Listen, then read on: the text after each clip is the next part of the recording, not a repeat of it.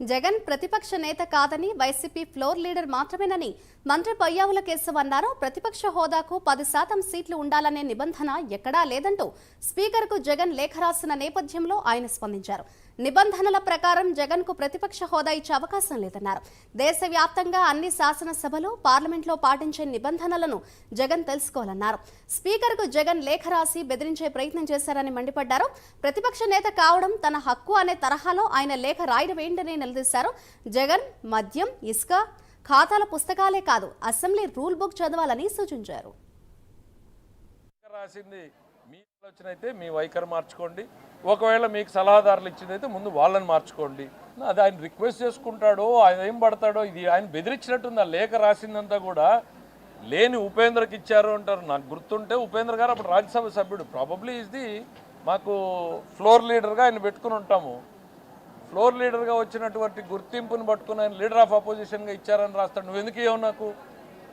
ఆ లెటర్ అంతా చదివితే భాష ఏదో బెదిరించినట్టుంది. ఇంకా ఏంటి, ఆడున్న పార్టీలన్నీ మాకు ఇవ్వకూడదని ప్రీ డిసైడ్ అయిపోయారని. అయ్యా మేం కాదయ్యా, ప్రజలు ప్రీ డిసైడ్ అయిపోయారు మీకు హోదా ఇవ్వకూడదని. మాకు హుందాగా మా అధినాయకుడు చాలా డైరెక్షన్స్ క్లియర్గా ఉన్నాయి.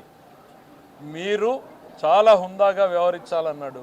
ఆయన కూడా ప్రభుత్వానికి ఇట్లా లేఖలు వచ్చినాయి, మీ ఆలోచనలు ఏంటి అని అన్ని పార్టీలని కన్సల్ట్ చేసినప్పుడు మా సైడ్ ఉన్న పార్టీలు అన్నీ కూడా చెప్పాయి, ఎస్ కన్సిడర్ చేయండి అని. ఇప్పుడు అల్టిమేట్లీ శాసనసభ కదా డిసైడ్ చేసేది, మేము కూడా ఒక పార్టీని అందులో.